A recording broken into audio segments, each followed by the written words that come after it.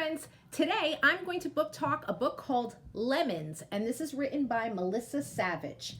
And this book is about a girl named Lemonade Liberty Witt. Yeah, her name is Lemonade. And the reason why her mom named her Lemonade is because there is an expression: when life gives you lemons, you turn them into lemonade. And I think that's a good thing to remember right now because, hey, we're dealing with some difficult stuff, some of us. But according to this book, when life gives you lemons, you turn them into lemonade. All right, so Lemonade is dealing with some tough things in this book. And she goes to live with her grandfather, who she has only just met. And she's living in an area where there is a lot of supposed Bigfoot activity. Okay, now, as far as what is Bigfoot, I think most of you have heard about Bigfoot, right? It's this legend of this big hairy ape man thing that lives out in the Pacific Northwest. Now, is Bigfoot real? I've never seen one. I mean, I personally have not met one, so as far as I know, he's not real. But I know there's a lot of people who claim they have seen Bigfoot. And Tobin, who's the boy in this book that Lemonade becomes friends with, he is a Bigfoot detective. And Lemonade wants to join his detective agency. So let's find out what happens on her first day as a Bigfoot detective. So here it is. If we're going to make you the official new assistant here at Bigfoot Detectives, Inc., you'll need a new employee orientation. Orientation to what? The mouse traps or those old fishing poles in the corner? I look around again. What else is there to know? Well, for starters, you need to take the Bigfoot Detective You'll need to take the Bigfoot Detective Inc. oath.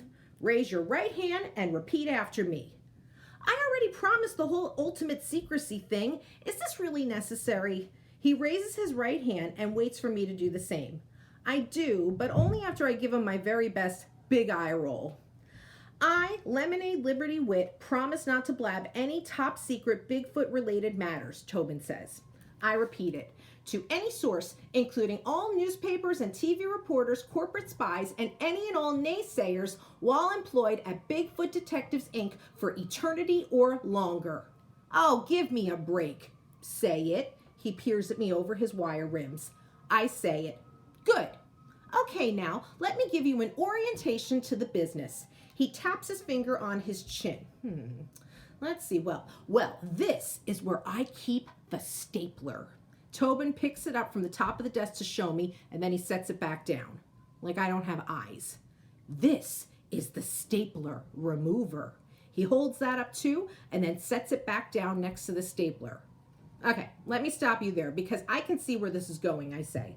I thought this would be more about the meat and potatoes of the whole technical operation you've got happening here. We just had cereal, he said, looking at me funny. What? No, the Bigfoot stuff. I mean, what do you do, really? Well, I'm getting to that, Tobin says. First things first, the message pad.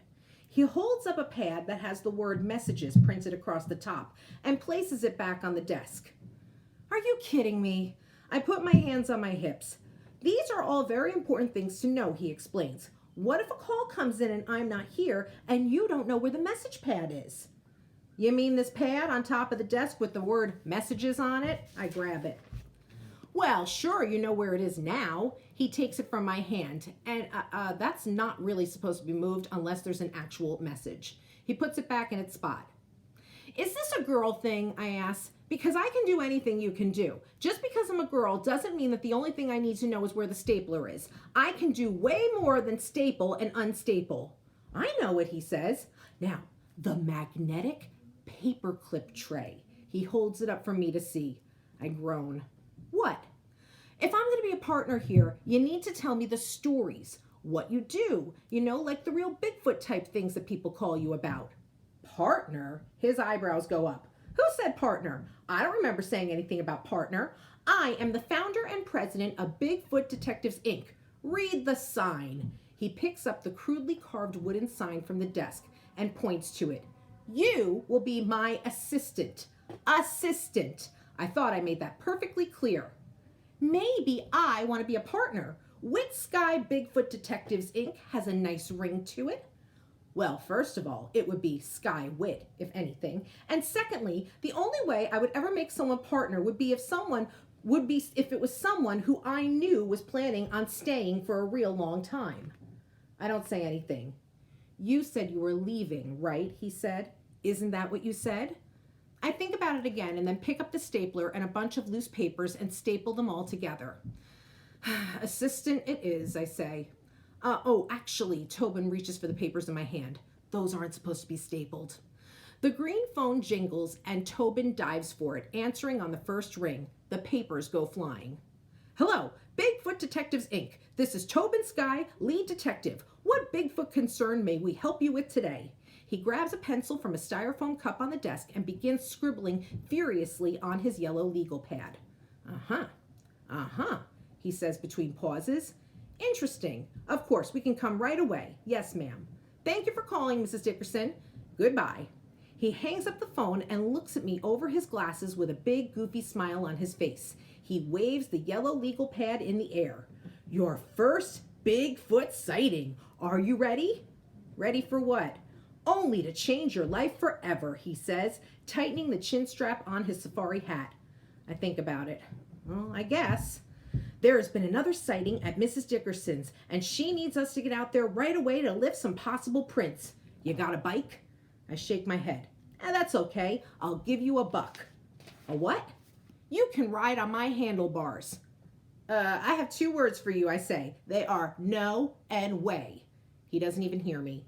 Let's go, he hollers with excitement, grabbing the handle of a black leather case and scrambling out the door. All right, so we have our 2 characters here. They are Bigfoot detectives, and I will say they do find something at the end of the book. But as for whether or not they actually find a Bigfoot, I am not going to tell you that. You will need to read the book. And once again, the book is Lemons by Melissa Savage. Have a great week, everyone.